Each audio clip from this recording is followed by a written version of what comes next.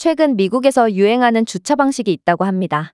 바로 차량 트렁크를 아예 열어놓고 주차를 해두는 건데요. 차량 창문을 깨고 차량 내부의 물품을 훔쳐가는 도둑들이 너무 많아서 차라리 차량에 손상을 가하는 일이 벌어지기 전에 트렁크 문을 활짝 열어둠으로써 차량 내부에 훔쳐갈 물건이 존재하지 않는다는 것을 도둑에게 미리 알려주는 것이죠. 그리고 충격적이게도 이러한 미국식 주차 방법은 현재 전 세계로 퍼져나가고 있다고 합니다. 우리는 아니, 차량 창문을 부쉈는데 왜 범인을 못 잡는 거지? 라고 생각하지만 실제로 우리나라를 제외한다면 이러한 범죄는 매우 사소한 경범죄로 취급받고 범인을 잡는 것도 현실적으로 불가능하다고 하는데요. 이와 관련하여 한 외국인은 한국과 중국의 공통점이라는 제목의 글을 글로벌 커뮤니티에 게시했다고 합니다. 그렇다면 도대체 어떤 내용일지 자세한 내용 살펴보도록 하겠습니다. 미국인의 사연입니다. 안녕하세요. 저는 미국인으로 회사에서 아시아 지역 마케팅을 담당하고 있는 크리스티안이라고 합니다. 저는 일 때문에 여러 국가들을 경험해봤고 공교롭게도 제 취미 또한 해외여행이다 보니 정말 다양한 국가에서 많은 경험들을 해봤습니다. 그런 제가 아직까지도 상식적으로 도저히 이해가 안 되는 국가를 꼽는다면 정말 손쉽게 두 나라를 꼽을 수 있을 것 같은데요. 그건 바로 한국과 중국입니다. 일단 중국은 제 인생에서 도저히 잊을 수가 없는 특별한 나라입니다. 왜냐하면 제 첫 발령지가 중국이었고 저는 여기서 상식 밖의 경험을 정말 많이 했거든요. 솔직히 중국으로 가기 전에 저는 몹시 기대했습니다. 중국은 CCTV가 전 세계에서 가장 많다고 들었기 때문에 굉장히 안전할 거라고 생각했고 이곳에서 지내면서 좋은 친구들을 많이 사귈 수 있을 거라 생각했거든요. 그러나 이런 제 안일함은 중국에 온 지 3일 만에 화를 당하게 만들었는데요.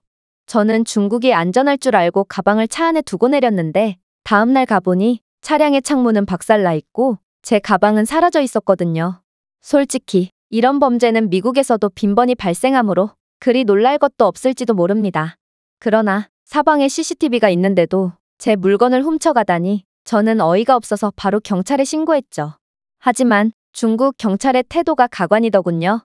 경찰은 예산 부족으로 가짜 CCTV를 달았다며 확인이 불가능하다고 말했고 차 주변의 수십 대의 CCTV 중 진짜는 오직 3대뿐이었고 그 중에서도 2대는 오래전에 고장나서 실질적으로 한 대만 운영 중이라고 덧붙였거든요. 그리고 그 한 대의 CCTV는 안타깝게도 제 차량을 향하지 않고 있다고 했습니다. 문제는 여기서 끝이 아니었습니다.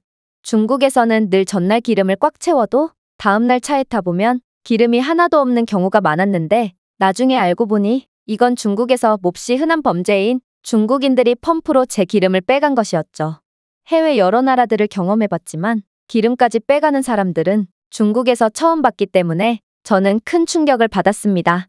그리고 이런 일이 수차례 반복되자 결국 저는 또다시 중국 경찰서에 방문했죠. 하지만 중국 경찰은 제게 당당하게 뒷돈을 요구했습니다. 그때 경찰서에는 사람들로 북새통을 이루고 있었는데 경찰은 너무나도 당당하게 제게 비리행위를 시도했고 이런 경우가 한두 번이 아닌지 다른 중국인들도 이걸 듣고도 아무렇지 않아 하더군요. 결국 저는 이 나라의 학을 떼고 경찰서에서 나왔고 범인을 잡기 위해 혼자서 잠복 근무를 했습니다. 놀랍게도 그렇게 잡은 범인은 제 생활 패턴을 어느 정도 파악하고 있는 옆집 남자였고 제가 그에게 어떻게 이럴 수가 있냐고 항의하자 그는 태연하게 말했습니다. 그래서 어쩌라고. 결과적으로는 네가 눈치챘고 나는 기름을 못 빼갔잖아. 결국에 나는 너에게 피해를 준 게 없는데 왜 화를 내는 거야? 저는 어이가 없어서 말문이 막혔고 결국 그 후에도 몇 번이고 차량 내부와 기름이 털리고서야 미국으로 복귀할 수 있었습니다. 그리고 이런 중국에서의 최악의 경험이 채 잊히기도 전에 저는 중국 바로 옆에 있는 한국으로 떠나게 되었는데요. 솔직히 중국에서의 호되게 당한 경험 때문인지 한국은 그다지 기대가 되지 않더군요. 한국과 중국은 역사적으로도 많은 교류를 했다고 들었고 그래서 민족성과 문화도 비슷할 거라 생각했거든요. 물론 한국이 안전하다는 이야기는 익히 들어왔습니다. 그러나 중국도 CCTV가 전 세계에서 가장 많지만 막상 경험하고 보니 최악이었듯이 한국도 과대평가되었을 가능성을 배제할 수 없었죠. 그렇게 저는 한국에 도착했고 한국에 도착하자마자 충격적인 장면을 목격하고 저는 이 나라는 정말 중국보다 더한 나라구나 싶어서 경악을 금치 못했습니다. 왜냐하면 한국의 골목길에는 분명 시동이 걸려 있는데 창문이 열려 있는 차들이 즐비했고, 심지어 주차장 같은 곳에는 문까지 열려 있는 채로 방치되어 있는 차도 종종 보였거든요. 이런 차들은 분명히 절도범들에 의해 털리거나 도난당한 차량일 테죠. 사실 미국이나 중국에서도 이런 털린 차들은 그리 어렵지 않게 볼 수 있습니다. 문제는 한국에서는 이런 차들이 정말 어디에서나 널려 있었다는 것이었죠. 저는 한국의 이런 모습에 너무 놀라고 긴장돼서 한국에서 정말 조심히 다녔습니다. 그런데 이상했습니다. 그렇게나 위험할 거라 생각했던 한국인 동료들은 저를 무척이나 잘 챙겨줬고, 이들의 모습을 보면 도저히 길거리에서 털린 채로 방치된 수많은 자동차와 매치가 안 됐거든요. 그러다 한 번은 한국인 동료들과 늦게까지 술을 마시게 되었고, 새벽 늦은 시간에 택시를 타고 집에 가려고 택시 문을 열었습니다. 그런데 분명 택시 문은 열려 있는데 안에는 아무도 없는 게 아니겠어요? 심지어 시동도 걸려 있었고, 자세히 보니 창문도 전부 열려 있더군요. 찰나의 순간이었지만 저는 오만 가지 생각이 들기 시작했습니다. 이 차량, 털린 차량이구나. 그런데 혹시 내가 도둑으로 의심받으면 어떻게 하지? 저는 의심을 받기 싫어서 그냥 내리려고 했는데 때마침 택시기사가 들어오더군요. 아, 미안합니다, 손님. 잠시 화장실에 좀 다녀오느라 어디로 모실까요? 그때는 제 한국어 실력이 완벽하지 않은 상태였기 때문에 저는 기사님의 말을 알아듣고도 잘못 알아들은 줄 알았습니다. 왜냐하면 차량 문과 창문을 전부 열어놓고 심지어 시동까지 켜놓은 채로 볼일을 보고 왔다는 건 미국인인 제게는 정말 상식 밖의 미친 행동이라고 생각됐거든요. 아마 기사님은 차량 문을 잠갔지만 잠시 화장실에 간 사이에 도둑이 차량 내 물건을 털어갔을 테죠. 그러나 기사님은 털린 사람치고는 너무나도 태연했고, 저는 뭔가 이상했지만 어쨌든 결국 그렇게 집으로 오게 되었습니다. 다음 날 저는 이날의 기묘한 경험을 한국인 동료들에게 말했고, 제 말을 들은 동료들은 의미심장한 눈빛을 주고받더니 이번 주말에 있을 대천 해수욕장에서의 워크숍 때 더 충격적인 모습을 보여주겠다고 하더군요. 그리고 다가온 주말에 저희는 잠시 휴게소에 들르게 되었고, 그곳에서 저는 정말 놀라운 광경을 목격했습니다. 휴게소 주차장에는 시동은 걸려 있는데 트렁크나 창문, 심지어 문까지 열려 있는 차량들이 즐비했고, 충격적이게도 차량 안에는 하나같이 주인이 보이지 않았기 때문입니다. 미국과 중국, 아니 전 세계 어디에서도 이런 식으로 방치된 차량들은 100% 털린 차량들이고, 이렇게 털린 차들로 북새통을 이루고 있는 한국의 모습에 저는 두려움마저 느끼게 되었습니다. 그런데 뭔가 이상했어요. 그렇게 몇 분이고 기다리다 보면 차량 주인처럼 보이는 사람들이 돌아오는데, 이 사람들은 일전의 택시기사처럼 차량을 털린 사람이라고는 도저히 믿기지 않을 아무렇지도 않은 표정을 하고 차에 탑승했기 때문이에요. 저는 도저히 이 상황이 이해가 안 돼서 넋놓고 바라만 봤고, 이런 제 얼빠진 표정을 본 동료들은 박장대소를 하며 말하더군요. 크리스티안, 네가 택시에서 본 장면이 저 장면이지? 저 사람들은 털린 게 아니라 잠시 화장실이나 짐 정리, 음식을 먹고 온 것뿐이야. 기껏해야 10여 분만 자리를 비울 건데 이 더운 날 시동을 끄고 다녀오면 에어컨도 같이 꺼지게 돼서 더워지잖아.